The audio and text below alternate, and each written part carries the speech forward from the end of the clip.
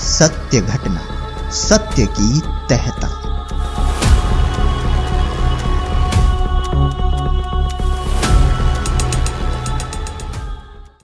पूजा दासी, पुणे, महाराष्ट्र। 21 साल तक करती रही ब्रह्मा विष्णु महेश की पूजा।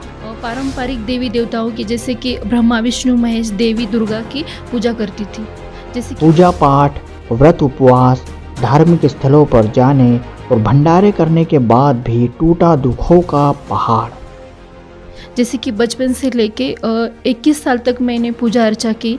और हम उपवास रखते थे, भोग लगाते थे, जैसे कि हम भंडारा भी करते थे, धार्मिक स्थलों पे जाना आना था, पूरी तरह से कर रहे थे। फिर भी हमारे जीवन में सुख शांति नहीं थी। मुझे मेडिकल फील्ड में होने के बावजूद पूजा जी की बीमारी का इलाज नहीं मिल रहा था। मैं मेडिकल फील्ड से हूँ और मुझे सब पता था। मुझ पे हार्मोनल इंजेक्शन देते थे, मुझे हिपेरिन इंजेक्शन भी दिया जाता था। फिर भी मेरी प्रेगनेंसी कभी कंटिन्यू नहीं हो पाई।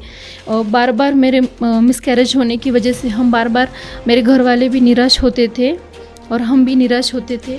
फिर भी हमें कोई समाधान नहीं मिला। इनके प्रारब्ध के कर्मों की मार कहें या बदकिस्मती, संतान प्राप्ति की मनोकामना पूरी होने से पहले ही नष्ट हो रही थी। एक नहीं, दो नहीं, बल्कि पूरे 7 बार पूजा जी का अबॉर्शन हुआ।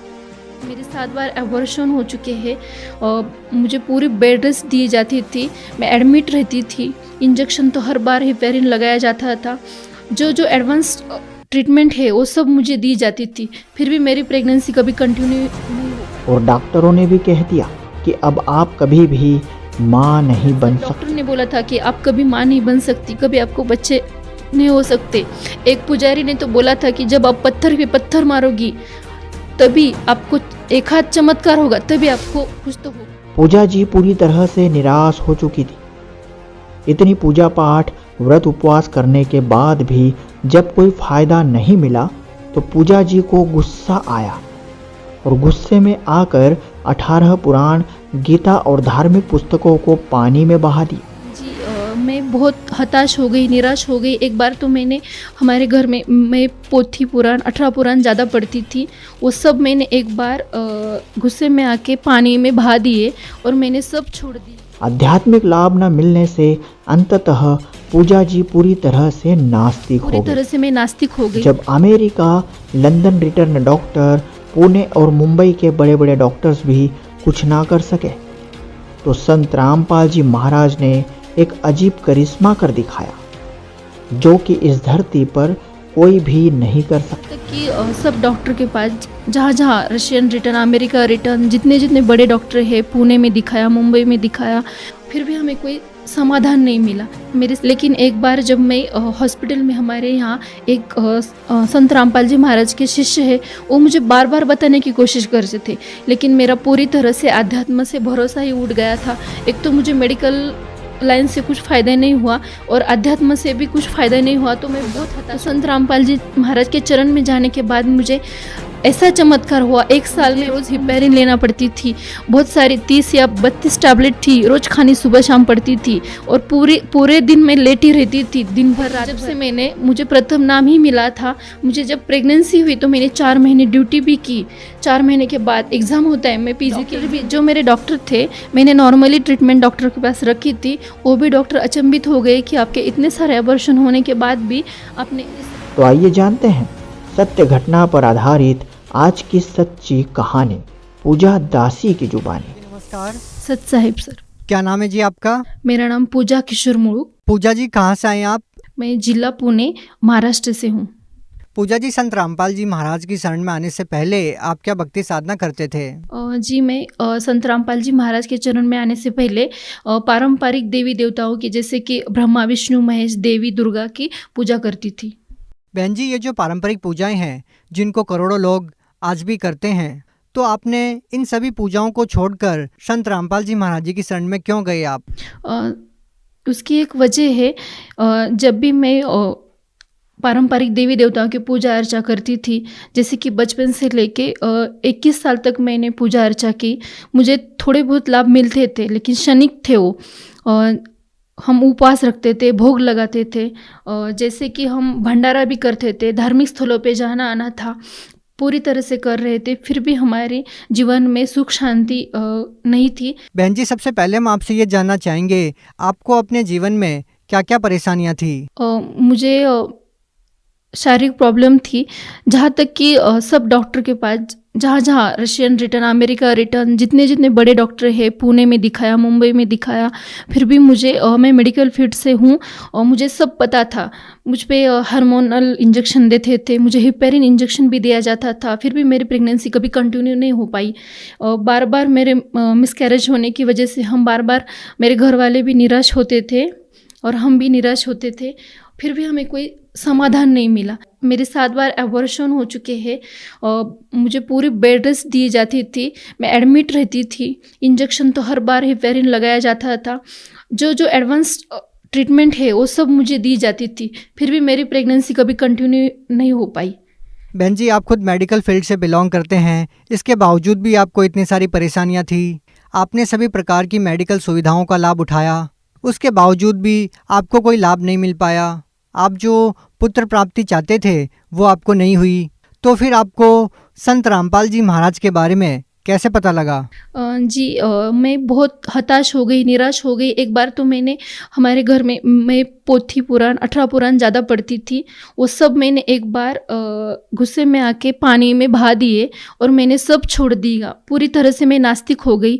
लेकिन एक बार जब मैं हॉस्पिटल में, हमारे यहाँ एक संत रामपाल जी महाराज के शिष्य है, वो मुझे बार बार बताने की कोशिश करते थे, लेकिन मेरा पूरी तरह से आध्यात्म से भरोसा ही उठ गया था। एक तो मुझे मेडिकल लाइन से कुछ फ़ायदा नहीं हुआ और अध्यात्म से भी कुछ फ़ायदा नहीं हुआ, तो मैं बहुत हताश हो गई। उन्होंने कहा एक बार उसे पढ़ो, देखो, सुनो, तो उन्होंने मुझे संत रामपाल जी महाराज की नैन गंगा पुस्तक दी और उसके साथ साथ गीता भी दी। दोनों पढ़ के जब मैं वो दोनों को पढ़ी, समझी, तो मुझे लगा कुछ तो है इसमें, तो उस तरह से मुझे संत रामपाल जी महाराज के चरण में आने का मौका मिला। आपने संत रामपाल जी महाराज से नाम दीक्षा कब ली? मैंने 14 अगस्त 2014 को संत रामपाल जी महाराज की दीक्षा ली। बहन जी, देखिए, सबसे पहले हम आपसे ये बात जानना चाहेंगे, आप महाराष्ट्र के पूना से बिलोंग करते हैं और संत रामपाल जी महाराज जी हरियाणा से हैं, तो क्या आपके परिवार में या आपके किसी फ्रेंड ने इस बात का ऑब्जेक्शन नहीं उठाया कि अगर आपको गुरु बनाना ही है तो महाराष्ट्र के ही किसी संत को गुरु बना लें, महाराष्ट्र के ही किसी संत से, किसी गुरु से नामोपदेश ले लेंगे तो आपको उनसे ही लाभ हो जाएगा, आपको इतनी दूर नहीं जाना पड़ेगा? जी हाँ, मेरी पूरी फैमिली एजुकेटेड है, मेरे पति भी ग्रेजुएट है, मैं भी पीजी पास हूँ, फिर भी हम जब भी कुछ सोचते थे तो हर एक गुरु ऐसा होता है कि अपना अपना धर्म, अपना अपना हिसाब से चलता है। लेकिन संत रामपाल जी महाराज के जब हमने सत्संग सुने, उनके वीडियो देखे, उनकी पुस्तक ज्ञान गंगा पढ़ी, तो उसमें सब जाति पाति एक करके ऐसे गुरु पूरे विश्व में नहीं है। इसकी वजह से मेरे पति ने कभी मुझे रोका भी नहीं और मुझे गुरु करने की परमिशन भी दे दी। आपने संत रामपाल जी महाराज जी से महाराष्ट्र से इतनी दूर जाके नाम दीक्षा ली और उनके अनुयायी लगातार इन बातों का दावा करते हैं कि उनसे नाम दीक्षा लेने के बाद उनके असाध्य रोग दूर हो जाते हैं, उनको धन की प्राप्ति होती है, उनको संतान की प्राप्ति होती है। तो हम आपसे जानना चाहेंगे, आपको भी अपने जीवन में एक संतान चाहिए थी, हम आपसे ये जानना चाहेंगे, क्या आपको संत रामपाल जी महाराज से नाम दीक्षा लेने के बाद संतान प्राप्ति हुई? जी हाँ, मैं आप सबको ये बताना चाहती हूँ कि जहाँ पे मेडिकल साइंस ख़त्म होता है, मेरी पूरी निराशा हो चुकी थी, मैं खुद को समाप्त करने पे तुली थी। उसी समय मुझे एक बार हमारे संत रामपाल जी महाराज के शिष्य ने बताया कि एक बार आप जाओ। मैं खुद, मेरे पति ने मुझे भेजा भी वहाँ पे, मैं खुद वहाँ बरवाला आश्रम चली गई। वहाँ पे गई, जाने के बाद सब डॉक्टर ने बोला था कि आप कभी माँ नहीं बन सकती, कभी आपको बच्चे नहीं हो सकते। एक पुजारी ने तो बोला था कि जब आप पत्थर पे पत्थर मारोगी तभी आपको एक हाथ चमत्कार होगा, तभी आपको कुछ तो होगा। तो संत रामपाल जी महाराज के चरण में जाने के बाद मुझे ऐसा चमत्कार हुआ। 1 साल में मुझे एक लड़की हुई, वो बहुत स्वस्थ और सुंदर भी है। क्या जब आपने संत रामपाल जी महाराज से नाम दीक्षा ली उसके बाद आपको प्रेगनेंसी में कोई दिक्कत नहीं आई? नहीं, एक बार मुझे रोज़ हिपेरिन लेना पड़ती थी, बहुत सारी 30 या 32 टैबलेट थी, रोज़ खानी सुबह शाम पड़ती थी और पूरे दिन में लेटी रहती थी, दिन भर रात भर।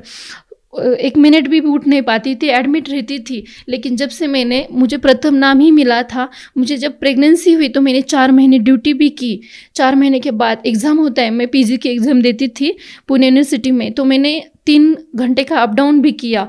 उसी समय मुझे कुछ प्रॉब्लम नहीं हुई। उसके बाद जब बच्ची हुई तो मैं सीज़र करना चाहती तो वो नॉर्मल हो गई, और भगवान की दया से 8 महीने में डिलीवरी होती तो बच्चे का वज़न भी बहुत अच्छी तरह होता था।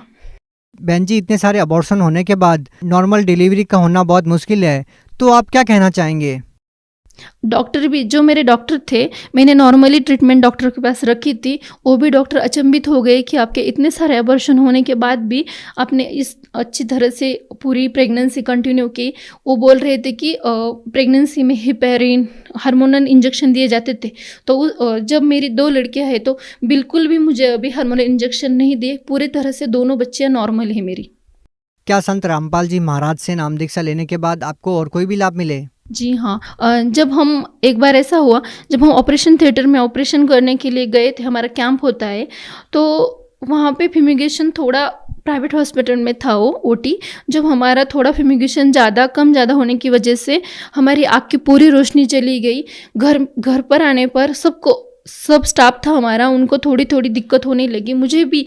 हमारी पूरी आंखें ब्लैंक हो गई, हमें कुछ भी नहीं दिखाई देता था। हम टेंशन में आ गए कि क्या हो रहा है हमारे साथ, क्या हुआ होगा। जब हमने एक दूसरे को फ़ोन लगाया तो सबको ऐसा ही होने लगा था।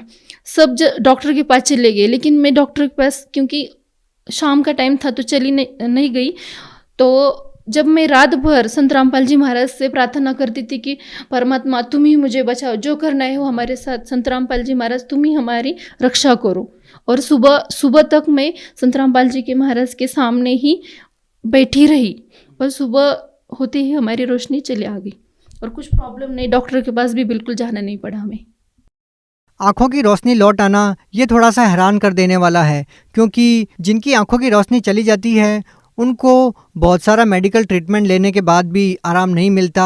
आपको इन सभी चीज़ों से कैसे लाभ मिला? आपकी आँखें कैसे ठीक हुई?